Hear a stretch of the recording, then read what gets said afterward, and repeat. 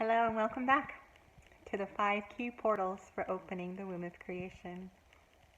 I am Tamara McDowell, mistress of the womb, high priestess to the dark mother, spiritual teacher, coach, mentor, me, my labels. So welcome back. In our other videos, we talked about the element of earth and how it is connected into ourself, who we are, about how to get rooted and grounded and being present in yourself. We talked about the element of air with our mental, our thoughts, our beliefs, our scripting, how we can change things. We talked about the element of fire with passion, about lighting us up, bringing our passions out into the world. And today we're going to be talking about the element of water. I'm Scorpio. I am all water. Water, first of all, is connected to our emotions. So there's a lot of emotions in my writing. I can get very deep, not only just because of the water, but because of a Scorpio. But there's a whole journey with water. And one of the things that I love most about working with the element of water and the energy of water is the movement. When you think about how water travels, there's a creek that used to be by the house in Colorado and in the wash. And every time I would go by there, it would be different. Like you could see how water carved its way through the sand. You could see when there was flooding, you could just see the water just raging down the creek. And you can also see it in your lakes and ponds and things where water can become trapped and it grows stagnant. And so water has so much to teach us and so much to deliver and to bring to us. So we spend a lot of time, I spend a lot of time on water. You might prefer a different element, but I really want to talk with water because not only is water connected to our emotions, but water is connected to our womb. It's connected to our sensuality. It's connected into our presence, into our spirituality, and it's connected into our level of service. So there's a lot that goes into the element of water. Fire is the masculine element, water is the feminine element. And so as we really get into our journaling, you're really going to be connecting into this whole realm of who you are, why you're here, what you're passionate about, you're stepping into your own presence, self-doubt. We're going to script out self-doubt and bring in certainty and self-assuredness and confidence and courage and all of that. And water, we're going to use water just to keep things flowing, keeping everything moving, making sure our energies are clear, making sure that they're flowing. Don't you just love that? Oh. So as we're working and journaling with the element of water, when we connect into it, really just feel the fluidity. Water is so fluid. But check on your water because, water can become dammed up. It can become plugged. And when water becomes plugged up, it gets stagnant. And when it gets stagnant, it gets all mucky and green and slimy. But then what happens? What happens when the debris is cleared and all that water rushes out? That energy goes somewhere, right? So when you allow your emotions to get plugged up, when you allow things to become dammed up within you, when you finally release all of that, what happens? Your emotions go crazy and For me, when that happens, it's like I'm a big whiner. I'm a big crybaby. I can just cry and cry and cry and cry and cry until it's released. And then I'm like, I did that again. Why did I do that again? Right? So, water. When we're journaling with water, we're going to connect into the energy of water as we call forth the element of water. And as we do that, we pose the question, where do I place my focus today? In the name of service that awakens my sensuality, that brings pleasure into my realm,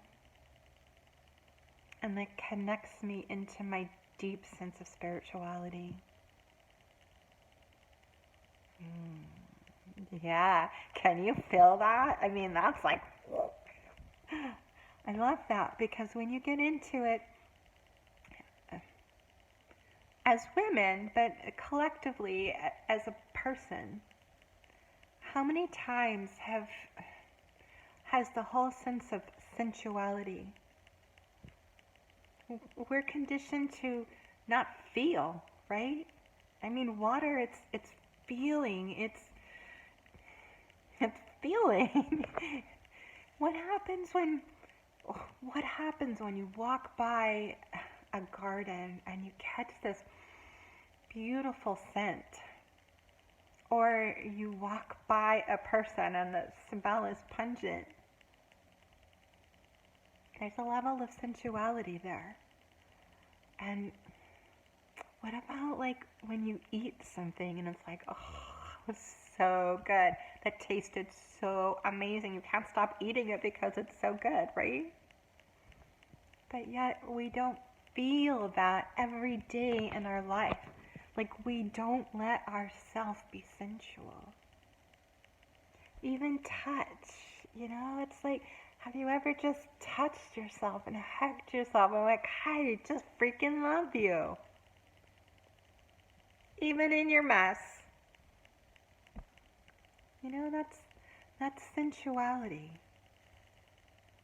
And we're going to be going really, really, really deep in our sensuality with the feminine, with our sexuality and the masculine with fire. It's all part of who we are, and it's all part of why we're here. It's so important that you start feeling again. We're so guided by our head. Should I do this? Should I do that? Should I go here? Should I not do this? Should I not feel this? Well, what happens if desire comes into the mix and you're like, ooh, what happens if I let desire into that? How might that feel for me? Oh, that might feel good. Oh, that might be fun. It's time that we wake up, and it's time that we start feeling alive again, and start being in our passion, and start awakening to feeling so alive that everything is juicy and everything is good and everything is yummy. All in the name of service. All in the name of spirituality. All in the name of who you are. It's powerful, isn't it? Power-filled. My new word, power-filled. Powerful to me feels aggressive now. Power-filled, that comes from within. Don't you love that? I do. Okay, so when we get into the journaling and we really get connected into the water, the energies of water, feeling the fluidity of the movement, and we call forth the element of water, and we pose the question, where do I place my focus today? To be awakened into my sensuality, connecting that into my spirituality and how I'm here to serve.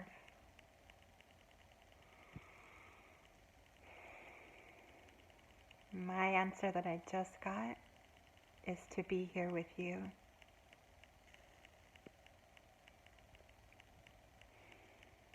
I'm a teacher, I'm a healer, I'm a mentor, I'm a coach. I don't even know if I'd call myself a coach.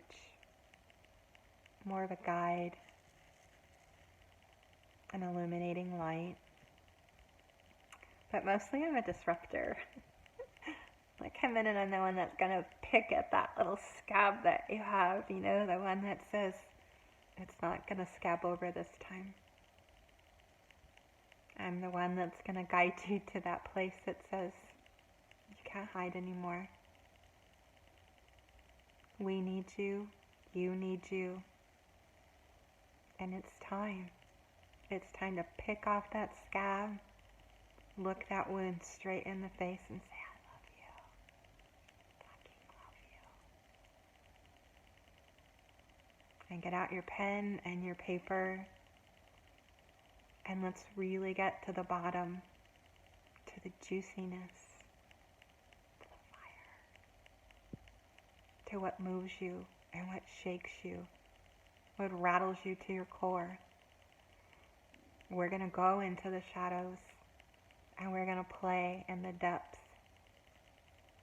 to the roots. You can't hide. If you're here with me in this group, you can't hide. I won't let you. No more can you hide. No more can you run. It's time to look yourself straight in the eyes and say it's time to rise. We are the phoenixes. We are the ones that have risen now. And like it or not, our light is shining. Like it or not, it doesn't matter. You can go kicking and screaming. I did. But I guarantee you, there will be something that's going to course correct for you and bring you right back here. So together here in this group, I invite you to play full in, to be raw, to be open, to be vulnerable, and just to let you out. Free yourself. Wait, isn't there a song? I love it, and I love you, and I'm so grateful for each and every one of you that are here with me on this journey, journaling together, walking forward, being present, and serving in a way that we've been called to serve. I love you. See you in the next video where we're going to be talking about the fifth element.